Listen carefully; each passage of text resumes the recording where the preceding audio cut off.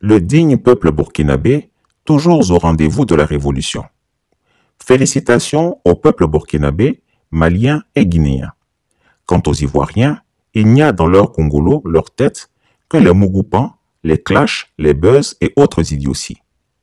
Chers abonnés, je tiens à vous dire quelque chose ce soir, au terme de la chute du colonel Damiba, le bon petit d'Alassane Gaspard Dieudonné Ouattara, alias le Chameau. J'ai une profonde admiration et une grande déférence pour le peuple burkinabé. Nous, Ivoiriens, l'honnêteté nous oblige à reconnaître au peuple burkinabé sa grande capacité à assumer ses responsabilités et son destin, quoi que cela puisse lui coûter.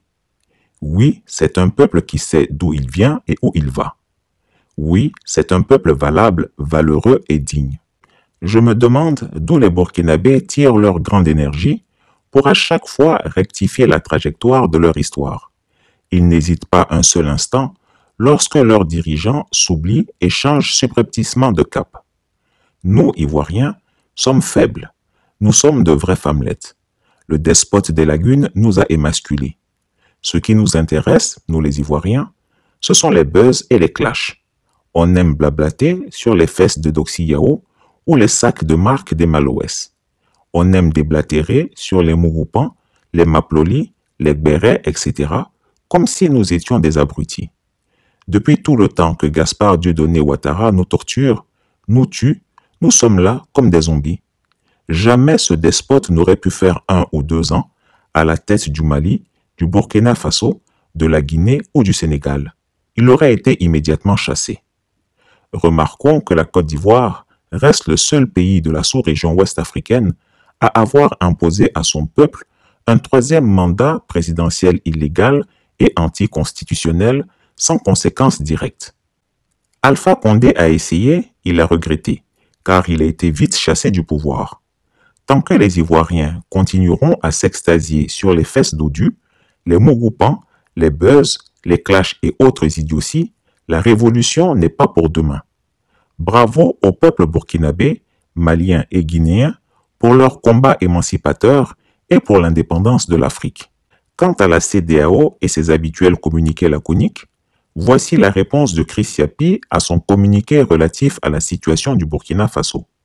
On s'en fout de la CEDEAO.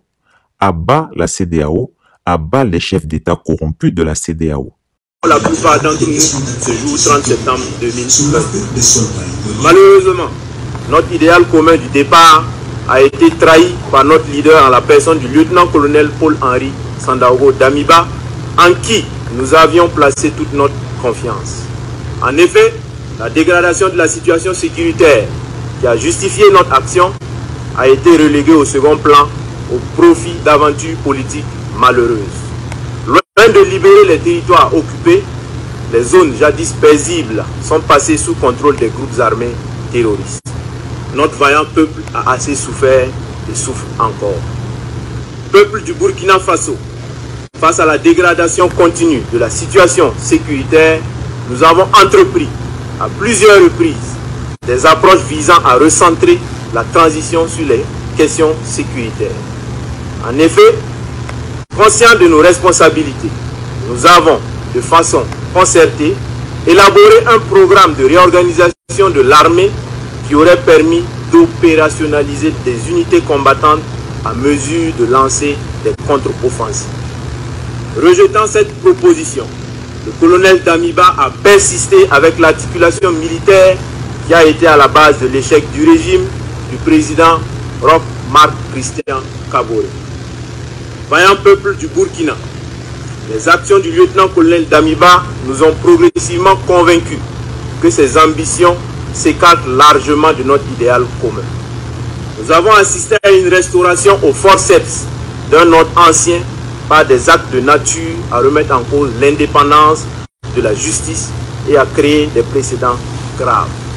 Les choix hasardeux du lieutenant-colonel Damiba ont progressivement affaibli notre système sécuritaire.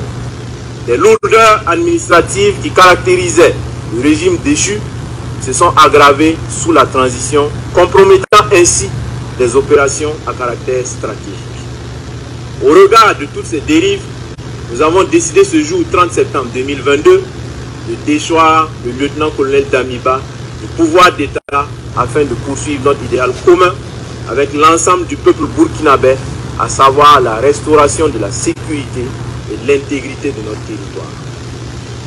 Chers concitoyennes et concitoyens, conscients de notre responsabilité historique, le MPSR engage par la présente l'ensemble des forces combattantes à se recentrer sur la question sécuritaire et au rétablissement de l'intégrité de notre territoire.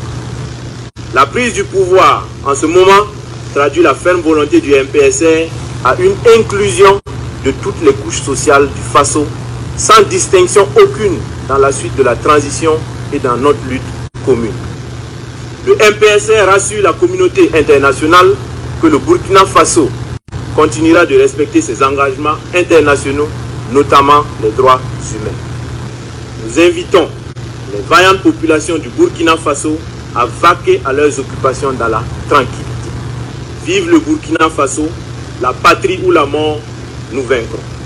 Fait à Ouagadougou, le 30 septembre 2022, pour le MPSR, capitaine Traoré Ibrahim.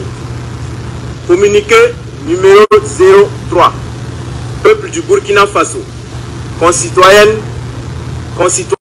peuple combattant. Le MPSR porte à la connaissance de l'opinion nationale et internationale ce qui suit. 1. La Constitution est suspendue. 2.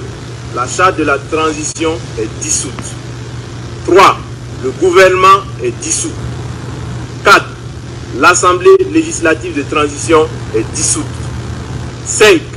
Les frontières terrestres et aériennes sont fermées pour compter du 30 septembre 2022 à 00h et ce jusqu'à nouvel ordre. 6. Un couvre-feu est instauré de 21h à 05h. 7. Toute activité politique est suspendue. 8. Toute activité des organisations de la société civile est suspendue. 9. Les forces vives de la nation seront convoquées incessamment à l'effet d'adopter une nouvelle charte de la transition et de désigner un nouveau président du Faso, civil et militaire. Fait à Ouagadougou le 30 septembre 2022, signé le capitaine Traoré Ibrahim. Chris Yapi ne ment pas. Retrouvez Chris Yapi sur ses deux chaînes YouTube, sa chaîne Dailymotion, Instagram et VK.